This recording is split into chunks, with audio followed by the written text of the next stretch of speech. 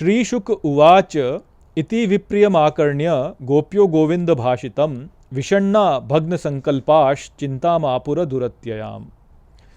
नमस्कार मित्रों, ये जो श्लोक है ये रास पंचाध्यायी के पहले अध्याय का 28वां श्लोक है, जिसे हम आज गहराई से समझेंगे। तो आइए सबसे पहले इसके अर्थ को समझते हैं। तो जो श्लोक है वो कहता है, श्रीशुक उवाच, अर्थात श्री शुक ने कहा, इति विप्रियम आकर्ण्य, अर्थात ऐसे अप्रिय सुनने पर, गोपियों गोविंद भाषितम, अर्थात गोविंद के भाषण को गोपियों का विषण्णा भग्न संकल्पाश, अर्थात विषाद द्वारा संकल्प भंग हो गया, चिंतामापुर दुरत्ययाम, अर्थात उन्हें अत्याधिक चिंता हुई।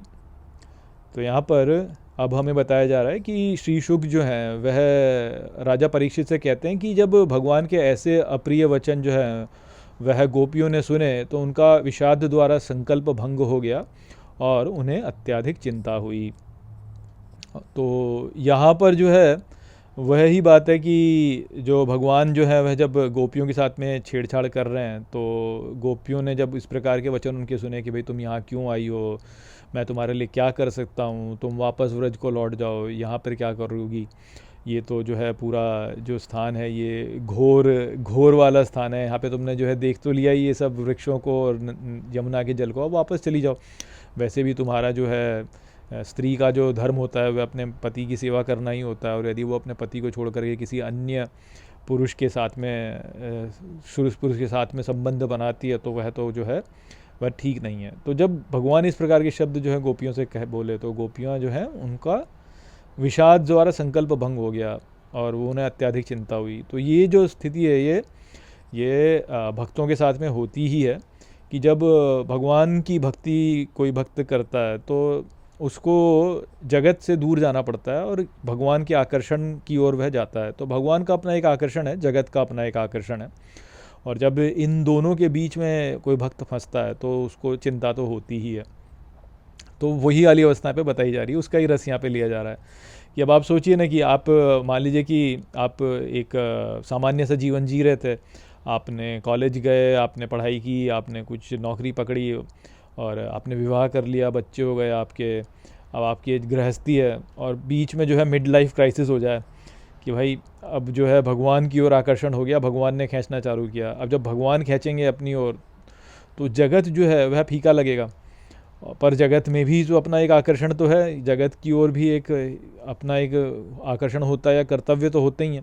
अब उन कर्तव्यों को छोड़ करके भगवान की ओर जाना जो है उसमें एक इट्स अ बिट मैसी आप ये कह सकते हैं, थोड़ा अराजक हो सकता है भक्त के लिए। तो भक्त जो है वो चिंतित होगा ना कि भाई मान लीजिए कि अब आप मन नहीं लग रहा, आप भगवान की भक्ति करने का मन कर रहा है, मन लग नहीं रहा काम में, पर अब आप ऑफिस जा रहे हैं तो ऑफिस में जो आपके बॉस हैं वो तो यही बोलेंगे कि भाई काम करो, आप उनको तो ऑफिस में तो डिलीवरेबल्स होते ही हैं कि आपको डिलीवर करना है। या मान लीजिए कि आप घर गृहस्थी में ही हैं तो घर गृहस्थी के 100 काम होते हैं, घर की सफाई है, घर को ठीक से मेंटेन करके रखना है, बच्चों की आवश्यकताएं हैं, तो ये सब बहुत सारे काम होते हैं। अब ये और भगवान की भक्ति दोनों के बीच में एक परस्पर घर्षण जो है वो होता ही है।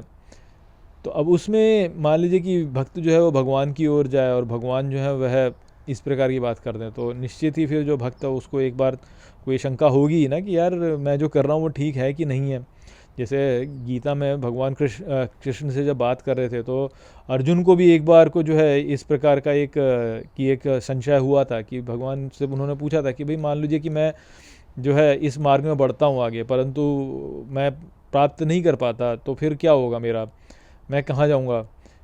तो भगवान ने वहाँ पे तो क्योंकि वह भाव अलग है, वहाँ पे सखा भाव है, तो वहाँ पे वो छेड़छाड़ वाला भाव नहीं है, इस कारण से जो है भगवान ने वहाँ सीधे सीधे ही जो है उत्तर दे दिया और बोल दिया कि हाँ तुम ऐसी कोई समस्या नहीं है, तुम जो भी मेरे लिए करोगे वह कभी नष्ट नहीं होता। भगवान के लिए किया गया कोई भी कार्य जो होता है वह कभी नष्ट नहीं होता। जैसे इस जगत में जब हम कुछ कार्य करते हैं तो वह कार्य जब हम क्रिया करते हैं तो उस क्रिया से जो फल उत्पन्न होता है वो उत्पन्न और नष्ट होने वाला होता है। कि आपने कुछ अच्छा कार्य किया तो उसका एक फल होगा, परंतु वह फल जो है वह अपना फल दे करके फिर नष्ट हो जाएगा। परंतु भगवान के लिए किया गया जो कार्य होता है उसका जो फल होता है वह ऐसा नहीं होता, और यहाँ पे ध्यान दीजिए कि भगवान के लिए कार्य किए जाने का अर्थ ये नहीं कि आप भगवान से बोलेंगे भगवान मैं तेरे को जो है लड्डू चढ़ाऊंगा, तू मेरे को ये दे। यदि वैसे किया तो फिर तो उसका एक फल होगा और वो नष्ट हो जाएगा।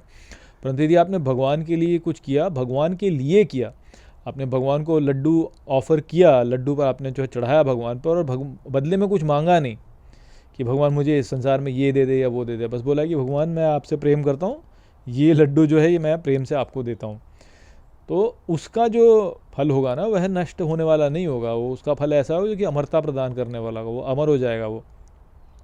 तो वो कार्य जब करता है भक्त तो निश्चित ही फिर ये संसार वाले कार्यों में तो समस्या होगी ना। अब मान लीजिए कि आप भगवान से पूजा करते हैं पर बदले में कुछ मांगते हैं नहीं, सांसारिक कुछ मांगते नहीं हैं, तो संसारिकता में जो अवस्था है वो तो फिर गड़बड़ होगी ना, उसमें तो गड़बड़ होगी उसके लिए। तो यही तो परीक्षा है वास्तव में कि भगवान के लिए करना है और भगवान से सांसारिक रूप से कुछ मांगना ही नहीं है, और भगवान के भरोसे रहना है कि भाई भगवान जो करेंगे वह ठीक ही करेंगे। अब उसी में जो है यहाँ पर तो उल्टा हो रहा है ना, यहाँ तो भगवान उल्टा ही बोल रहे हैं। भगवान बोले कि जाओ तुम वापस। तो निश्चित ही ऐसी अवस्था में जो गोपियाँ हैं उनको उनका जो है उनका जो भंग तो होगा ही उनका। हमें पे ध्यान दीजिए कि गोपियाँ जो हैं ये वास्तव में महापुरुष हैं, बहुत बड़े बड़े महापुरुष हैं, वेदों की ऋचाएँ हैं और ये तत्व प्राप्त भक्त हैं पहले से ही। तो इसको ऐसे मत समझिए कि भाई ये कोई छोटे मोटे टुच्चे मुच्चे कोई भक्त हैं यहाँ पे जो ऐसे ही आ गए, इनको सब कुछ पता है पहले से ही। तो ये तो यहाँ पे लीला हो रही है वास्तव में, तो रस लिया जा रहा है।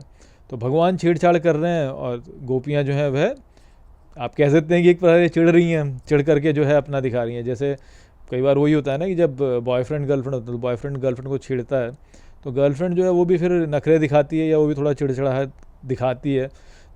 एक उससे जो है उसको भी रस मिलता है और दूसरा जो है वो जो बॉयफ्रेंड है उसको भी रस मिलता है, तो वो रस भी है इसमें।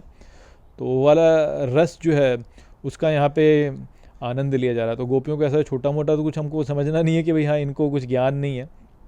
तो दोनों ही तरीक़ों से यहाँ पे समझाया जा सकता है। एक तो वो ये कि भाई कोई भक्त जो है, कोई ऐसी गोपी जिसने भी तत्वबोध प्राप्त नहीं किया, वो यदि भगवान की ओर जाने का प्रयास करेगी तो उसके लिए भी एक